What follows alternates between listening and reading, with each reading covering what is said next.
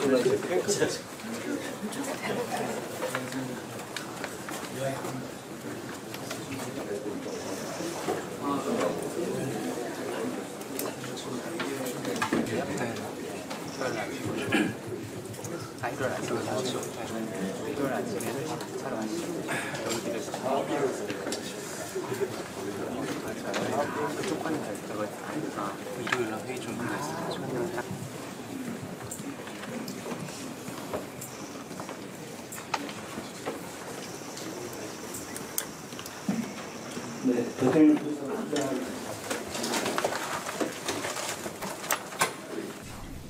안 해? 오늘 두 번째 또 하나 싶어서. 네, 안녕하십니까. 국정상황실장 김정호입니다. 지금부터 대통령님 주재 제6차 수석 보좌관 회의를 시작하겠습니다. 대통령님께서 모두 말씀을 하신 후에 안건 보고와 토론을 진행하겠습니다. 그러면 대통령님의 모두 말씀이 있겠습니다. 네, 어제 밤부터 오늘 새벽까지 한미 관세 협상 때문에 고생하신 우리 공직자 여러분들 모두 고생하셨습니다. 한미 관세 협상이 최종 타결됐습니다. 이번 협상으로 통상 환경의 불확실성이 상당 부분 해소됐다고 평가됩니다. 한미 양국의 경제 협력 그리고 동맹 관계도 한층 더 공고해질 것으로 기대합니다. 큰 산을 넘었지만 국제 통상 질서 재편은 앞으로도 계속 가속화될 것으로 생각됩니다. 국익 중심의 유연한 실용 외교를 통해서 급변하는 대외 환경의 파고를 슬기롭게 넘어가야 될 것입니다. 관계부처는 국민의 우려사항을 면밀하게 점검하고 우리의 핵심 이익을 지켜내기 위한 후속 조치에도 만전을 기해 주시기 바랍니다. 그리고 우리 경제의 약간의 한계라고 할 수 있는 문제들을 극복하기 위해서 내수 비중 확대 그리고 수출 시장 다변화와 같은 필요한 조치들을 장기적 안목을 가지고 준비해 가 주시기를 바랍니다. 우리 대한민국이 걸어온 길은 언제나 도전과 응전의 역사였습니다. 정부는 위대한 우리 국민들과 함께 이번 도전도 새로운 도약 발전의 기회로 만들어 가겠습니다. 경제의 지속적인 성장은 기업의 혁신과 투자에서 비롯됩니다. 이를 위해서는 범정부 차원의 전폭적인 지원과 정책 정비가 필요합니다. 실용적 시장주의라는 우리 정부의 국정 기조를 중심으로 생산적 부분에 대한 금융 투자 촉진 그리고 재정의 적극적 역할에 만전을 기해 주시기 바랍니다. 이 중에 하나로 규제 혁신에 속도를 내야 될 것입니다. 최근 세계적인 한류 열풍으로 국내 제품에 대한 해외 수요가 급증하고 있습니다. 그런데 여러 장애물 때문에 우리 국민들의 해외 직구는 상당히 늘어나고 있는데 우리 세계인들의 대한민국 산물에 대한 역직구 시장은 성장이 매우 더디다고 합니다. 해외의 역직구 시장이 확대가 되면 사실 우리가 해외에 굳이 나가지 않고도 수출을 확대할 수 있는데 이 부분에 대한 각별한 관심이 필요하지 않을까 생각합니다. 이 해외 역직구 시장 소관 부서가 어디일까요?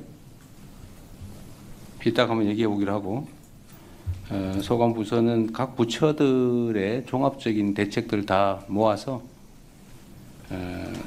해외 역직구 시장 확장을 위한 또 대책을 한번 점검해 보도록 하겠습니다. 준비해 주시기 바라고요.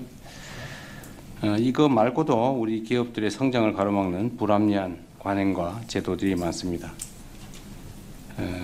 지금까지는 허용되는 것들 쭉 기재를 해놓고 그 외에는 못하게 막았는데, 요즘처럼 이렇게 급변하는 세상에서는 사실 민간 영역의 발전 속도를 공공 영역이 따라갈 수가 없습니다. 사실 공공 영역이 허용되는 것들을 다 점검해서 정하게 되면 민간의 발목을 잡는 꼴이 됩니다. 그래서 지금은 민간과 공공 영역의 관계가 역전이 됐기 때문에 민간이 자유롭게 활동할 수 있도록 꼭 필요한 금지 항목들을 정하되 그 외에는 원칙적으로 다 허용하는 소위 네거티브 규제 방식으로 대전환이 필요합니다. 전면적으로 하기는 어려움이 있을지라도 첨단 신산업 분야라든지 이런 부분들에 대해서는 네거티브 규제를 원칙으로 해야 되지 않을까 생각됩니다. 규제 혁신도 우리 총리실에서 아마 지금까지 맡고 있는 것 같은데, 신속하게 규제 혁신 기구를 정비해서 실질적인 규제 합리화, 규제 완화가 이루어질 수 있도록 나가기를 바랍니다.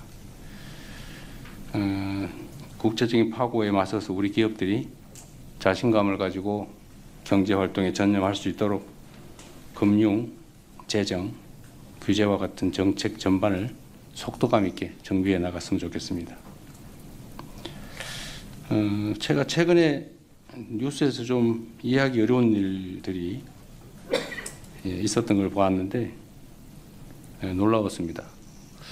스토킹 피해를 3번이나 신고를 했는데도 필요한 조치를 해주지 않아서 결국 살해당했다고 하는 황당한 일이 있었습니다. 신고하거나 요청하지 않아도 알아서 국민들의 생명을 지켜줘야 될 텐데 3번씩이나 필요한 조치를 해달라고 요청했는데도 제대로 현장을 모르고 그 요청을 거부해서 결국은 사망사고가 살해되는 그런 일이 벌어졌습니다. 범죄가 이미 충분히 예상되는데도 피해자의 절박한 호소를 외면하는 이런 무능하고 안이한 대처가 끔찍한 비극을 반복 초래했다는 점을 명심해야 합니다. 관계 당국이 이를 뼈아프게 받아들이고 자성할 뿐 아니라 앞으로는 이런 일이 다시는 발생하지 않도록 하시기 바랍니다. 책상 물림의 탁상 공론으로 국민의 일상을 제대로 지키기 어렵습니다. 향후에 유사한 범죄가 재발하지 않도록 엄정 대응해 주시기 바랍니다. 피해자 보호를 최우선으로 하는 제도 보완에 속히 나서 주십시오. 지금 우리가 기후 위기에 따른 폭염, 폭우 이런 걸 지금 겪고 있습니다. 기후 위기는 전 지구적 현상이고 피할 수도 없고, 그리고 그에 따라서 에너지 전환은 필수적인 우리의 과제가 됐는데, 여기에다가 AI 혁명 때문에 전력망 개선 등을 통한 재생에너지 공급이 매우 시급하게 됐습니다. 앞으로 필연적으로 늘어나게 될 재생에너지를 중심으로 전력망 인프라의 패러다임을 완전히 새롭게 정비해야 되겠습니다. 관계 부처는 현재 우리 전력 지형의 특성을 충분히 감안해서 장거리 송전의 비효율성을 낮추고 첨단 인공지능 기술을 적극 활용하는 한국형 차세대 전력망 구축 방안을 모색하기 바랍니다. 재생에너지 관련 사업에 지역 주민들이 적극적으로 참여할 수 있는 기회를 보장하도록 조치해 주시기도 바랍니다. 아울러 전국의 전력망을 촘촘하게 연결하는 에너지 고속도로 사업 또한 속도를 내주시기 바랍니다. 에너지 고속도로 얘기를 했더니 일각에서 오해가 좀 있는 것 같아요. 고속도로 그러면 딱 떠오르는 게 다 서울로 가는 길. 근데 이거는 과거 수도권 일극주의, 불균형 성장 전략으로 수도권 집중, 소위 수도권에 몰빵할 때 있었던 도로 형상이지 요즘은 고속도로가 반드시 서울로 가지는 않습니다. 우리가 재생에너지와 관련된 에너지 고속도로라고 하는 것은 지능형 전력망을 전국에 촘촘하게 깐다. 이런 의미지 서울로 가는 걸 길을 만든다 그런 뜻은 아닙니다. 근데 이게 매우 광범한 오해들이 있어서 꽤 전문가라고 보여지는 영역에서조차 에너지 고속도로 하니까 서울로 다 집중하자는 거냐 이런 비난 비판이 있어요. 혹이라도 오해가 없기를 바랍니다. 에너지 고속도로란 서울로 가는 뻥 뚫린 길이 아니고 대한민국 전국을 촘촘하게 연결하는 첨단 전력망을 말하는 것입니다. 이상입니다. 네, 지금